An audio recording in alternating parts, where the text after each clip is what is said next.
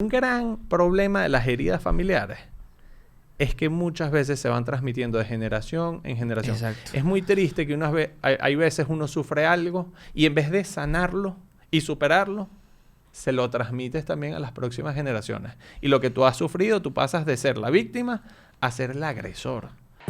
Bienvenidos a God's Plan, un podcast para descubrir qué es lo que Dios quiere de mí, en colaboración con CatholicNet y Cusic Studios.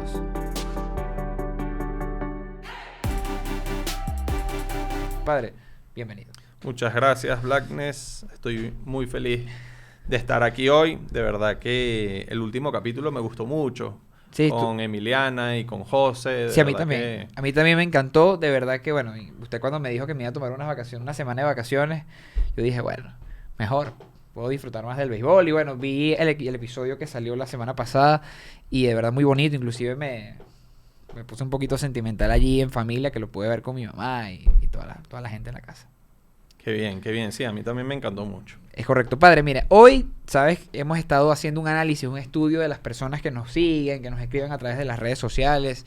Y nos han pedido, y yo le comenté a usted fuera la semana pasada, que tratáramos este tema el día de hoy. Y es un tema delicado, un tema fuerte, porque hoy en día se hace común, y es el tema de las relaciones familiares tóxicas, que es un tema fuerte para algunos.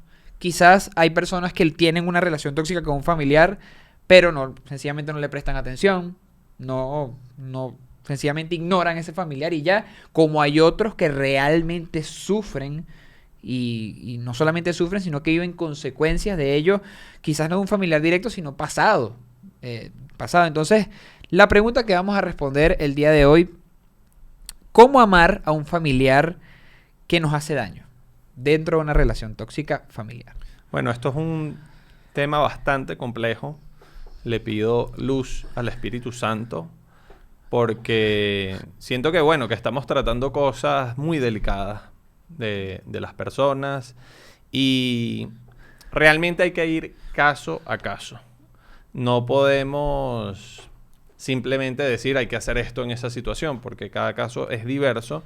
Lo que me gustaría es buscar principios que se pudiesen aplicar a todos los casos y que nos puedan dar luz en medio de estas situaciones. Sí, bueno, padre, pero no diga ese preámbulo. Ese preámbulo está un poquito fuerte, ¿no? Yo creo que me genera dudas, ¿no? Yo creo que no sé si pedirle allá a alguien que me pase una libreta o sacar el teléfono para anotar, porque está fuerte de lo que está diciendo, ¿no? Espíritu Santo. Bueno, yo creo que va a ser fuerte, pero igual va a quedar grabado. Bueno. Lo puedes escuchar varias veces, cuando vas al estadio. Sí, tengo cuando que llorar varias veces, no hay problema, claro. Exacto. Es verdad. Pero sí, es un tema bien delicado y muy frecuente. Y el primer principio que me gustaría abordar es un principio de Juan Pablo II. Él profundizó muchísimo en el tema de la dignidad de la persona humana, del valor de la persona. Y él decía que la respuesta apropiada, adecuada a una persona es amarla. Ok. Es decir, ante cualquier persona la respuesta de uno debe ser amar a esa persona. Ya va, padre, pero momento, porque bueno, sabes que yo, no sé si yo le he manifestado en varias oportunidades que Juan Pablo II es uno de los papas al que yo más le tengo respeto, porque lo he estudiado, he hablado mucho de él, y me llama mucho la atención esta frase porque creo que es un poco literal, o sea, tipo, tienes que amar a Hitler. Si tu Hitler fuese tu primo, tienes que amarlo y aceptar todo lo que él hace, tienes que amarlo sobre todas las cosas. Yo en ningún momento dije que uno tiene que aceptar todo lo que él hace. Eso Okay. lo acabas de decir tú. Eso no lo dijo Juan Pablo II. Okay. No lo dije yo. No. Para Juan Pablo II, amar es buscar el bien de la otra persona. Entonces, tú quieres que así la otra persona esté haciendo algo que te haga daño. Tú quieres el bien de esa persona. Eso no implica que tienes que mantenerte muy cerca de esa persona y dejar que te haga daño. No. Pero sí querer su bien. Por ejemplo, en el caso que tú dices de Hitler, a mí me hubiese gustado que él se arrepienta, que Claro. él se dé cuenta de todo el daño que hizo y que él realmente, se haga justicia en su vida. Y todo eso sería un bien para él. Yo estaría buscando su bien si él realmente se arrepiente profundamente de todo eso.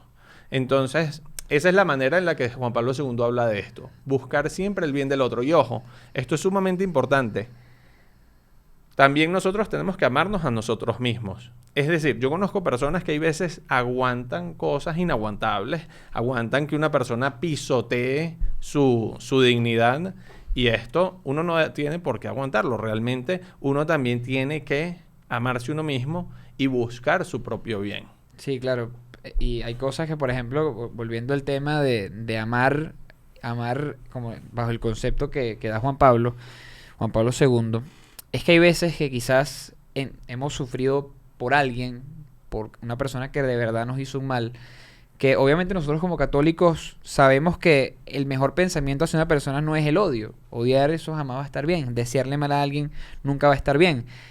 Pero, ¿cómo hago? O sea, realmente es difícil amar, que es utilizar el término, el sentimiento amar, hacia una persona que en el momento quizás te hizo algo tan malo. Bueno, sí, pero eso también es una faceta del amor, que es la misericordia. La misericordia es cuando amamos a alguien que nos hace daño.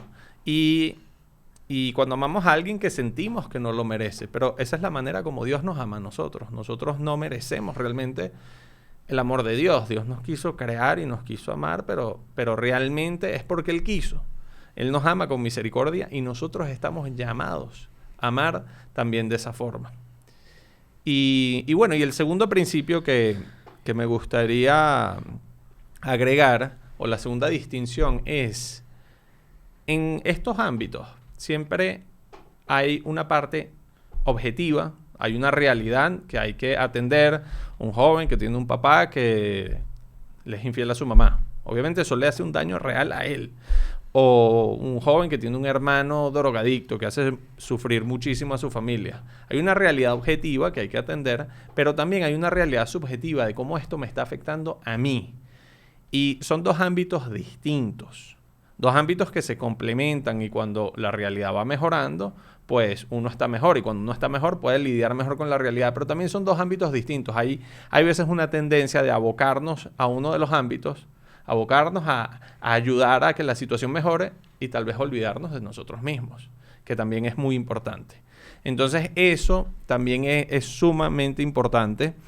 Y otro tercer principio que creo que puede ayudar mucho, y a mí me ha ayudado mucho a ayudar a personas en estas situaciones, es: no es lo mismo que una situación duela a que una situación me haga un daño grave. Claro. Entonces, por ejemplo, no es lo mismo una joven que se queja porque su papá no le deja ir a la playa con sus amigos y llora y sufre por eso, a una joven que ha sido abusada por su padrastro. Claro. Que es algo grave, que es algo que le hace daño, que es algo que realmente necesita ayuda urgente, ¿me entiendes? Entonces, hay que establecer también esos parámetros cuando uno trata de estas situaciones. Sí, padre, y además hay que tomar con mucha cautela, con mucho cuidado estos temas, además de que cómo puede alguien, hablando de esta joven, por ejemplo, del padrastro, afrontar ese problema a sabiendas del miedo que puede producir. Claro, el miedo la puede condicionar muchísimo. Por eso yo recomiendo que cuando una persona está sufriendo algo que realmente le está haciendo daño, que pida ayuda. Y que no le pida ayuda a cualquiera, que le pida ayuda a alguien que realmente la pueda ayudar. Porque la tendencia es que, como uno está sufriendo, y está sufriendo por algo que te ha hecho un ser querido, tú dejas de confiar en los demás. Claro. Como dejas de confiar en los demás, te cuesta muchísimo más pedir ayuda.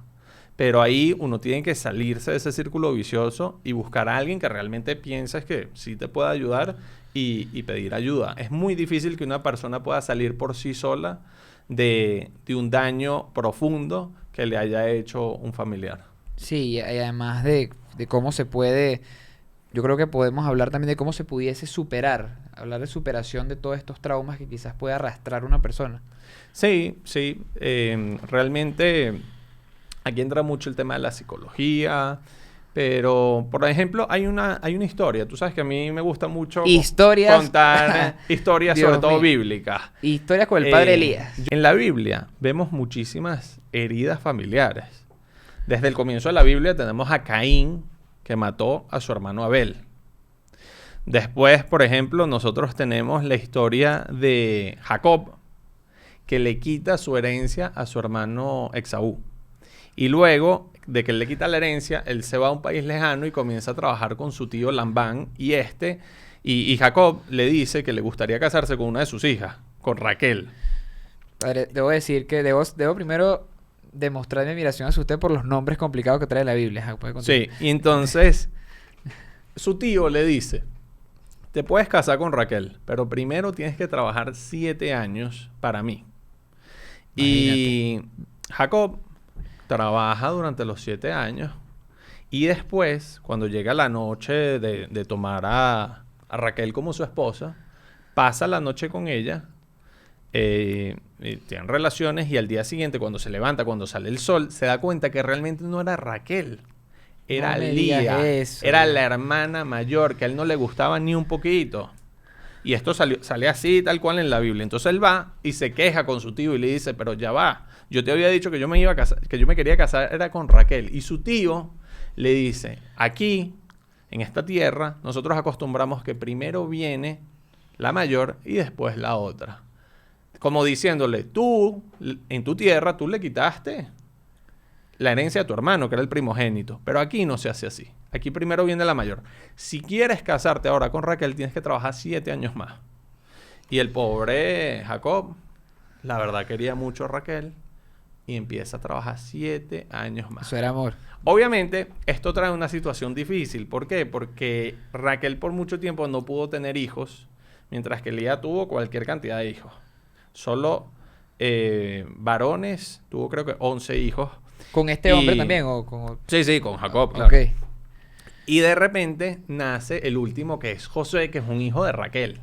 Entonces, realmente, Jacob no había superado realmente esa herida familiar que se venía trayendo, en cuanto que su papá le había dado prioridad a su hermano, a Esaú, y no a él. Y él le estaba dando un favoritismo excesivo a José, porque era el hijo de la esposa que él realmente amaba. Entonces, José realmente era odiado por sus hermanos mayores. Los hermanos mayores realmente odiaban a José porque era el favorito de su papá. Su papá, por ejemplo, le regaló una túnica, mientras que a ellos no se las dio. Además que José era muy ingenuo. José de repente tenía un sueño de que él era como un árbol y los demás hermanos eran como unos arbolitos que estaban alrededor que como que le servían. Y él era tan ingenuo que le contaba estos cuentos a los hermanos. Claro. Entonces los hermanos lo odiaban. Y un día... No me digas. Ellos estaban pastoreando ahí en el campo y de repente va José a donde están ellos y ellos deciden matarlo. Imagínate el odio que le tenían. O sea, había una herida grave en esa familia y uno de ellos dice, no, mejor no lo matemos, mejor vamos a dejarlo en un hueco y que se muera solo. Él lo decía como para después ayudarlo. Pero bueno, en medio que lo dejan ahí, resulta que ven que pasa una caravana de mercaderes que iban a Egipto y lo venden. Luego agarran la túnica y la manchan con sangre y se la muestran al papá y le dicen que José lo había matado un animal. Y José es vendido como esclavo y comienza a ser esclavo de un señor llamado Putifar en Egipto. Sí, un nombre horrible. Y está en casa de Putifar, es un sirviente muy bueno, incluso Putifar lo aprecia bastante, pero resulta que la esposa de Putifar se enamora de José. Y ella empieza como que a querer tener algo con él, pero él era un tipo muy recto y le dice que no, y ella continúa hasta que llega un día que ella prácticamente se le lanza encima, él sale corriendo y ella empieza a gritar que José la había intentado violar. Entonces José va preso. O sea, pobre tipo. No. Sus hermanos lo venden. Luego empieza a trabajar, es un tipo recto y vienen y lo meten preso. Increíble que... Él está en la cárcel pasó. y en la cárcel se dan cuenta que él tiene un don especial. Él tiene el don de interpretar sueños. Entonces había un preso que estaba con él que le cuenta su sueño y él lo interpreta y después resulta que este preso sale de la cárcel y trabaja con el faraón, un copero, y resulta que el faraón comienza a tener unos sueños. Debes haber escuchado estos sueños. Básicamente el faraón soñó que habían 7 vacas gordas y que después venían... ¿No? Y que después venían 7 vacas flacas y mataban a las gordas. Y que después habían 7 espigas frondosas, bonitas. Y después habían 7 espigas flacas, raquíticas, que como que las otras morían. Y el faraón no sabía qué significaba este sueño. Y fue buscando a grandes sabios, adivinos, magos, brujos, para que le explicaran qué significaba ese sueño. Y nadie se lo pudo explicar. Hasta que vino este copero, sería como, no sé, como el bartender del palacio. Y le dijo, mira, yo conocí en la cárcel a un tipo llamado José que interpreta sueños. Entonces llaman a José y José interpreta el sueño. Dice, mira, las 7 vacas gordas son 7 años de abundancia, de prosperidad. Las 7 vacas flacas son 7 años que van a venir en donde va a haber una gran hambre. Y lo mismo significa lo de las espigas. Entonces tienes que acumular la mayor cantidad de grano para que después, cuando en toda la tierra nadie tenga granos, durante los 7 años de hambruna, tú tengas muchísimo grano y les puedas vender al resto del mundo. Entonces el faraón le parece increíble la interpretación, le pone a José a cargo de toda la economía, de todo eso, y José empieza a trabajar ahí. Era como una especie de primer ministro. Al fin Y bueno, y llegan los años de hambre, y en toda la tierra van a buscar granos a Egipto. Y Egipto le vendía, Egipto estaba prosperando muchísimo porque le estaba vendiendo a todo el mundo. Y unos de los que van a buscar grano son los hermanos de José. No puede ser. Todos los hermanos de José se van a Egipto porque se están muriendo de hambre y van a buscar grano. José los reconoce. Él ve a sus hermanos ahí viniendo. Él tiene todo el poder del mundo. Él los puede mandar a matar si quiere. Sin embargo, él quiere hablar con ellos. Pero ellos no lo reconocen a él y él les habla por medio de un intérprete. Por medio del intérprete entonces se entera que su papá está vivo. Se entera que tiene un hermano menor que se llama Benjamín, que también es hijo de Raquel. Se entera de muchas cosas y él los manda como que...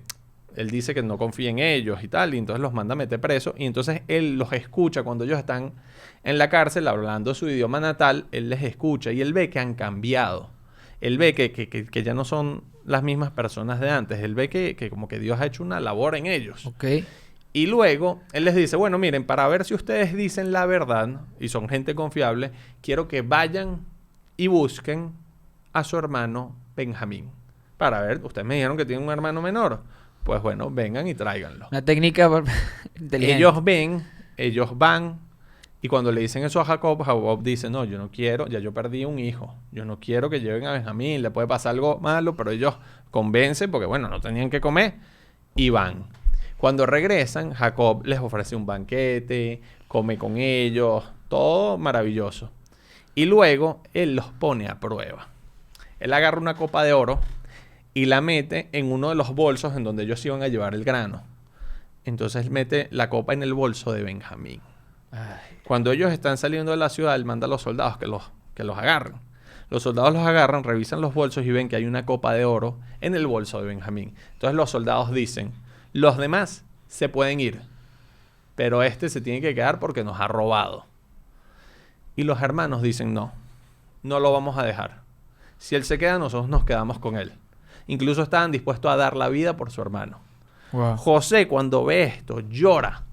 Manda a salir a los sirvientes, a los tipos de Egipto, y él llora de ver cómo esas personas que antes le habían vendido, que antes habían sido capaces de quererlo matar, ahorita estaban dispuestos a dar su vida por su hermano menor.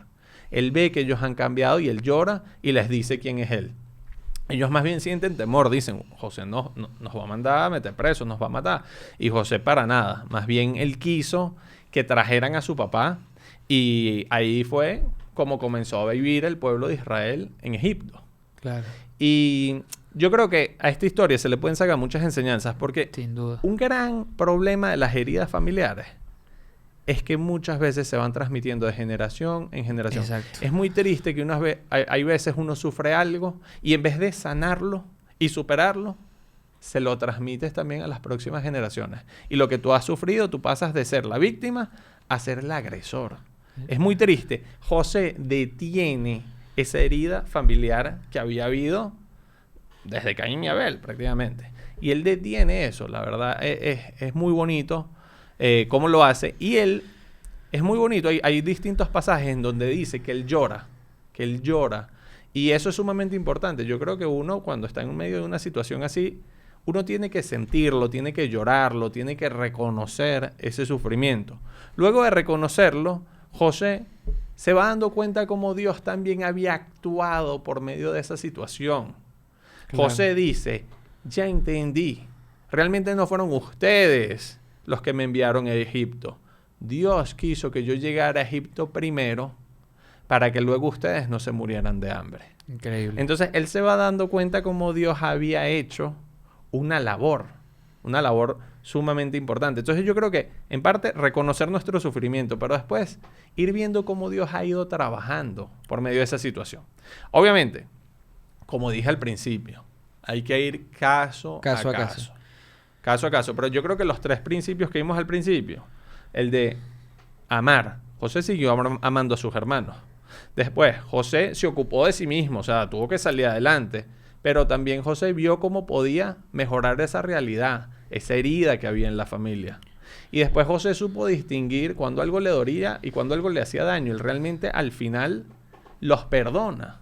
Él sigue viviendo con ellos. Él más bien los pone a vivir en medio de mucha abundancia en Egipto. Entonces vemos que es como una persona que realmente, en vez de salir peor de la herida, más bien salió mucha mejor persona. Sí, claro, padre. Y de verdad que es una historia ejemplar.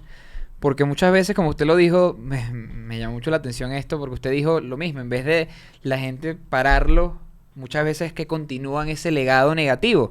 Porque hay 2 opciones. O aprendes de él y dices, hey, no quiero esto. O sencillamente lo asumes y lo empiezas a repetir. De verdad que me encantó la historia de José. Creo que voy a empezar a leer más la Biblia para encontrar más sabiduría, porque me he dado cuenta, padre, que en cada uno de los capítulos usted tiene una historia bíblica y allí siempre podemos sacar una muy bonita reflexión. De verdad, inclusive me sentí un poquito identificado, porque a mi familia pasa algo muy similar.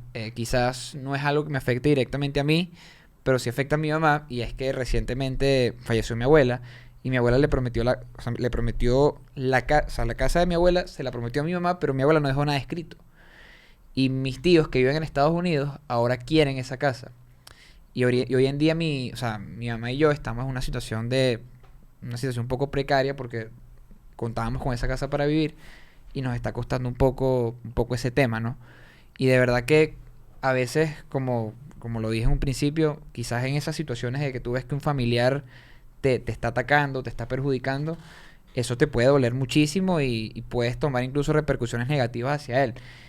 Gracias a Dios, en mi caso, lo he tenido usted, padre, he tenido a Dios siempre presente, y sé que no es lo correcto, y sencillamente lo que he hecho es orar por esas personas y ya. Pero qué bueno que hoy hemos hablado de ese tema, porque quizás hay otros que no solamente toman repercusiones sobre su familiar, sino también pueden pensar en hacerse daño a sí mismos. Entonces, me encantó este tema el día de hoy. De verdad que aprendí muchísimo. Y bueno, si hoy este tema fue un poquito profundo, un poquito chévere, vamos a la otra semana para lo que será el 6º episodio de God's Plan, donde tendremos un tema muy bueno con un invitado de lujo. Sin lugar a duda, un invitado de lujo. Yo voy a dar un preámbulo sobre este invitado, padre, porque yo lo tengo que decir. Primero, es un gran amigo, desde ya. Primero, es un gran amigo. Segundo, es sabio, conoce mucho. Empresario, conoce mucho de negocios, finanzas, de verdad es un crack. Y también es colaborador, que más adelante, no se pueden perder el próximo episodio para que aprendan también un poquito de entrada de cómo son los colaboradores. El tema que vamos a tratar es cómo escuchar a Dios. Exacto. Quizás a veces no sabemos, quizás a veces pensamos que lo escuchamos, pero no es Dios realmente, sino que es otra cosa. Entonces vamos a aprender cómo escuchar a Dios, por supuesto con un invitado de lujo. No voy a decir su nombre para que sea sorpresa para la próxima semana. Así nos despedimos el día de hoy, padre. Por acá Jorge Bermúdez, padre Elías. Que Dios te bendiga, Blackness. De verdad que me alegra mucho que estas historias las puedas llevar a tu día a día. Y bueno, de verdad, todos los que nos oyen, que Dios les bendiga y muchas gracias.